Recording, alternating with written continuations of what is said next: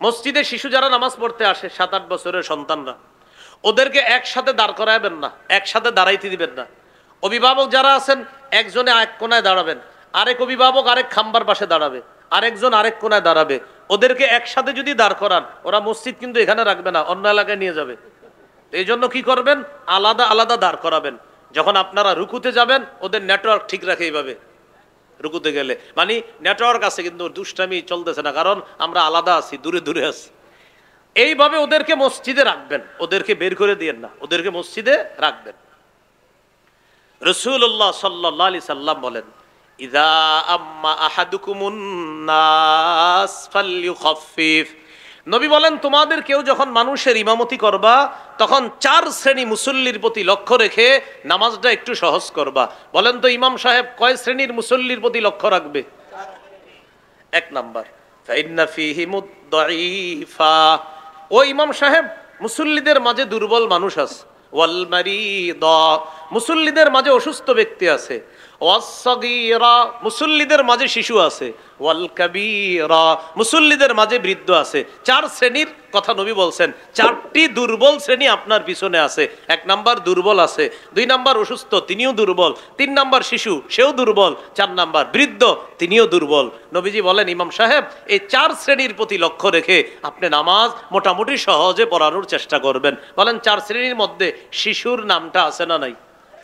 নবী শিশুর কথা কেন বললেন? বোঝা যায় নবী চাইতেছে শিশুকে নামাজে তার উপস্থিতি এটা যেন আমরা গুরুত্ব দিই। কয় নাম্বার গেল? 18। 19 নম্বর, কোরআন শিক্ষা দেওয়া। সুবহানাল্লাহ পড়েন।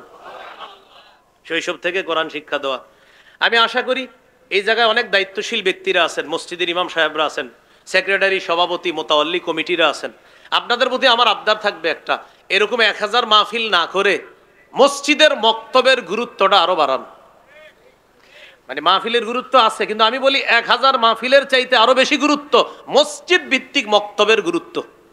বলতে পারেন হুজুর মাদ্রাসার মক্তব, দেখেন মাদ্রাসার মক্তব গুলাতে যারা সন্তান দেয় মাশাল্লাহ, তারা এই নিয়তে দেয় আমার ছেলেটা এখানে কায়দা পড়বে, আমপারা পড়বে, হাফেজ হবে, এরপর মাওলানা হবে, মুফতি হবে, মুহাদ্দিস হবে। কিন্তু মসজিদ ভিত্তিক মক্তবে যারা সন্তান দেয় তাদের টার্গেট থাকে আমার ছেলে ডাক্তার হবে, বাকি এখানেও কোরআন শিখবে, আমার মেয়েটা ইঞ্জিনিয়ার হবে, আমার ছেলেটা ব্যারিস্টার হবে। এখন এই ব্যারিস্টার ছেলে, এখন ডাক্তার মেয়ে, তারা কোরআন বিশুদ্ধ শিখবে কোথায়? মসজিদ ভিত্তিক মক্তবে তারা কোরআনটা বিশুদ্ধ শিখবে। এই জন্য মুসলমানের সন্তানদেরকে আমাদের বাঁচানো উচিত। প্রিয় কমিটি ভাইয়ারা, প্রিয় কমিটির সদস্যগণ যারা আছেন, প্রিয় সভাপতি সাহেব যিনি আছেন, প্রিয় সেক্রেটারি সাহেব যারা আছেন, প্রিয় ইমাম সাহেব যারা আছেন, আপনাদের হাত জোর করে বলছি, আমি একজন মুসলিম ঘরের সন্তান হিসাবে আপনাদের প্রতি আবদার জানাই, মসজিদের মক্তবগুলা প্রচুর পরিমাণে গুরুত্ব বাড়ান। আগে 150-200 ছাত্রছাত্রী হইতো মসজিদের মক্তবগুলাতে, এখন ইমাম সাহেব, মুয়াজ্জিন সাহেব সকালে ডাক দেয়, মক্তবের ছাত্রছাত্রীরা তোমরা মক্তবে চলে আসো। কত আফসোসের কথা, ডেকে আনতে হয় বাচ্চাকে এখন। তাহলে এখানে আমি আশাবাদী, মঞ্চে আছেন অনেক দায়িত্বশীলরা, আপনারা একটু গুরুত্ব দেন, মসজিদের মক্তবটা চাঙ্গা করেন।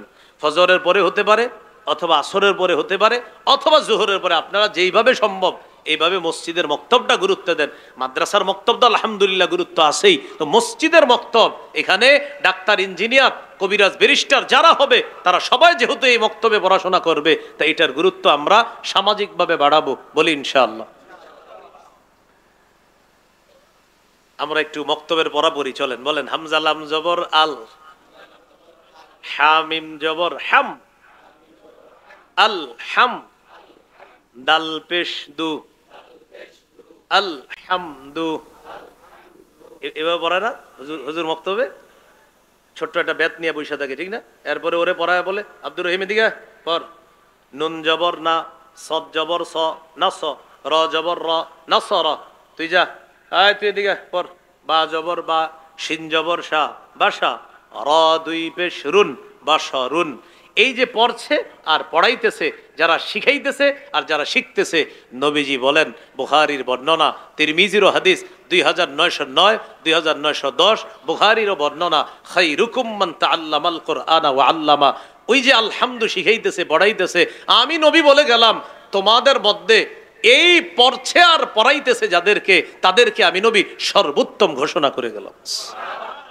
খায়রুকুম তোমাদের মধ্যে সর্বোত্তম ওই ব্যক্তি মান তাআল্লামাল কোরআন, যে কোরআন শিখে ও আল্লামা, অন্যকে শিখায়।